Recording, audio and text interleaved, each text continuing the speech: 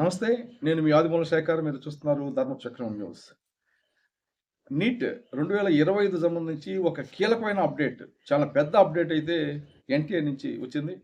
ఆ అప్డేట్ ఏదో తెలుసుకునే ముందుగా ఒక చిన్న విన్నపం. ఇప్పటిదాకా మీరు ఈ ఛానెల్‌ని సబ్స్క్రైబ్ చేయకుండా దయచేసి సబ్స్క్రైబ్ చేయండి. నీట్‌కి సంబంధించి ఏ చిన్న సమాచారం అయినా మిస్ కాకుండా వివరంగా, సరళంగా తెలుసుకోవాలంటే మాత్రం దయచేసి ఈ ఛానెల్‌ను సబ్స్క్రైబ్ చేసుకోండి. అలాగే ఈ వీడియోలు నచ్చితే 10 మందికి షేర్ చేయండి. అలాగే లైక్ చేయండి. ఈ నీట్ 2025 పరీక్షల విధానంలో ఒక ముఖ్యమైన మార్పునైతే ఎన్‌టీఏ తీసుకొస్తా ఉంది. అంటే నేషనల్ టెస్టింగ్ ఏజెన్సీ. ఇదే నీట్ పరీక్షను నిర్వహిస్తూ ఉంటుంది. దీనికి సంబంధించి ఒక ముఖ్యమైన అప్డేట్ అయితే నిన్న రిలీజ్ చేసింది. ఇప్పటిదాకా నీట్ ప్రశ్న పత్రంలో మొత్తం 200 ప్రశ్నలు ఉండేటివి. 3 గంటల 20 నిమిషాలు టైం కేటాయించేవాళ్ళు. అయితే దాన్ని 180 ప్రశ్నలకే పరిమితం చేస్తూ ఒక అదేవిధంగా టైం కూడా 3 గంటలకే కుదిస్తూ ఒక మార్పునైతే చేసింది. వాస్తవంగా అయితే గతంలో ముందు ఇదే విధానం అమల్లో ఉండేది.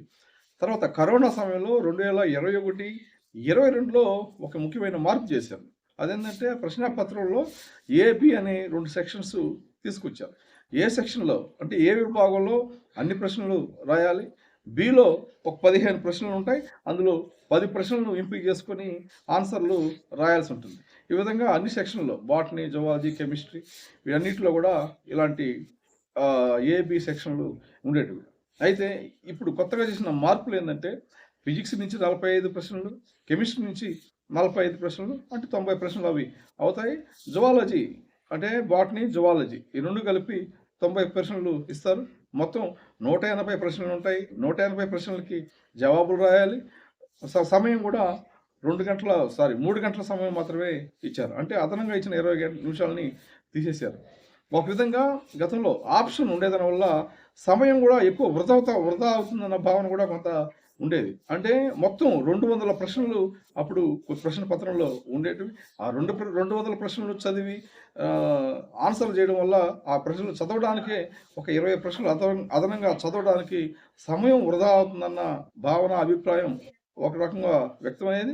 దానికోసమనే ఇప్పుడు ఆ 20 అదనపు ప్రశ్నలు పూర్తిగా తొలగించి 180 ప్రశ్నలకే పరిమితం చేసి ఈసారి 2025 పరీక్ష నిర్వహిస్తున్నట్టుగా ఎన్‌టీఏ ప్రకటించింది. మరి దీనిపైన ఎటువంటి అభిప్రాయం విద్యార్థుల నుంచి వ్యక్తమవుతుంది, అధ్యాపకుల నుంచి వ్యక్తమవుతుంది అనేది చూడాల్సిన అవసరం అయితే ఉంది. వాస్తవంగా ఇలాంటి మార్పు జరగబోతున్నట్టుగా కళాశాలలు ఇప్పటికే ఒక అంచనాకి వచ్చాయి. అందుకే విద్యార్థులని ఆ తరహాలో తర్ఫీదు చేస్తూ వస్తున్నాయి. కళాశాలలందరూ ఊహించినట్టుగానే ఈసారి నీట్ 2025లో 180 ప్రశ్నలకే పరిమితం చేస్తూ ఇది సెక్షన్ ఏ, సెక్షన్ బి విధానాన్ని రద్దు చేస్తూ ఎన్‌టీఏ నిర్ణయం తీసుకుంది. ఈ మేరకు నిన్న అధికారికంగా తన వెబ్‌సైట్‌లో ప్రకటించింది.